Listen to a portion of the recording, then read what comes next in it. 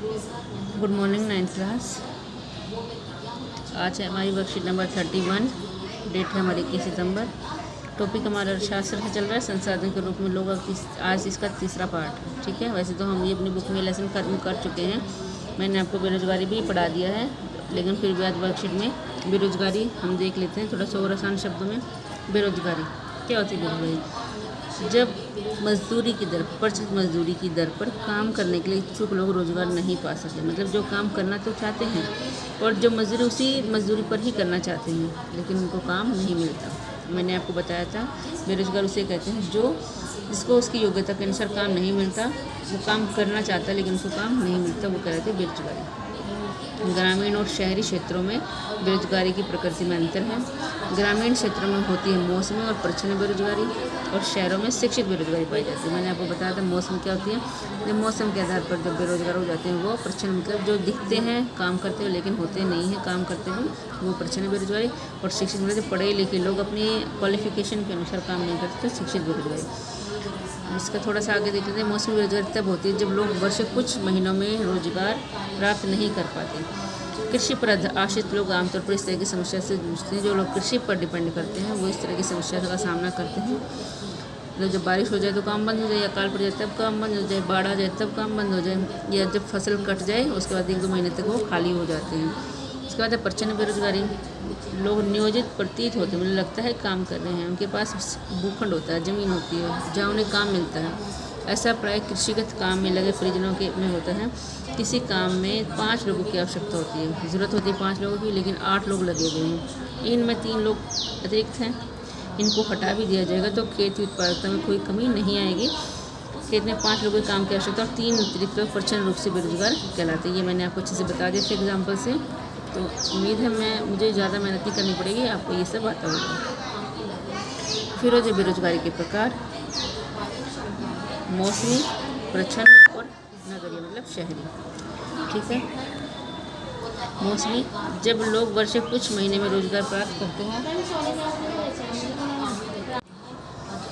प्रच्छन्न मौसमी जब लोग वर्ष के कुछ महीने में खाली रहते हैं वो। प्रच्छन्न 5 व्यक्तियों का काम 8 व्यक्ति कर रहे हैं वो। और नगर में जब डिग्री धारक युवक रोजगार पाने में असमर्थ, मतलब देखते हैं आपकी क्वालिफिकेशन आपको हिसाब से काम नहीं मिलता, तो नगरीय शहरी बेरोजगारी कहलाती है। ठीक है, शहरी क्षेत्र के मामले में शिक्षित बेरोजगारी एक सामान्य परिघटना बनी। आमतौर पर देखा जाता है कि शिक्षित पढ़े लिखे लोग जो हैं वो बेरोजगार हैं। एक अध्ययन में ये बात सामने आई है कि मैट्रिक की तुलना में स्नातक मतलब बीए और एमए युवकों में बेरोजगारी अधिक तेज़ी से बढ़ी है। क्यों? क्योंकि वो उन्हें उनकी योग्यता के हिसाब से काम नहीं मिल पाता और छोटा काम करना वो नहीं चाहते। बेरोजगारी से जनशक्ति संसाधन की बर्बादी होती है, युवकों में निराशा और हताशा की भावना होती है, आर्थिक बोझ में वृद्धि करती है, कार्य जनसंख्या पर बेरोजगारों की निर्भरता बढ़ती है, किसी व्यक्ति और साथ ही साथ समाज की जीवन गुणवत्ता पर भी बुरा प्रभाव पड़ता है।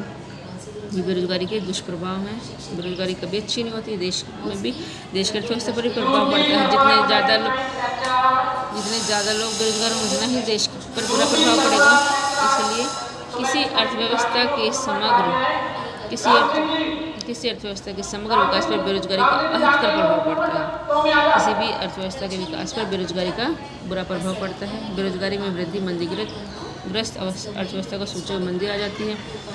संसाधनों की बर्बादी होती है जिन्हें उपयोगी रूप से नियोजित किया जा सकता है। अगर लोगों को संसाधन के रूप में उपयोग नहीं किया जा सकता, अगर लोगों को संसाधन के रूप में इस्तेमाल नहीं करेंगे तो इस स्वाभाविक रूप से अर्थव्यवस्था के लिए दायित्व बन जाएंगे। किराना प्लान तो है ही, भूखा तो छोड़ नहीं सकते। इस समस्या से निपटने के लिए हमें विभिन्न क्षेत्रों में रोजगार के नए अवसर उत्पन्न करने होंगे, नए रोजगार उपलब्ध कराने होंगे ताकि लोगों के पास रोजगार हो और देश की अर्थव्यवस्था में योगदान दें। क्वेश्चन है, बेरोजगारी शब्द की परिभाषा व्याख्या करनी है। प्रच्छन्न और मौसमी बेरोजगारी में अंतर बताना है। बेरोजगारी के कारण होने वाले कुछ अहितकर प्रभाव बताना है। एसडीज जो दे रखे हैं वो लिख देना।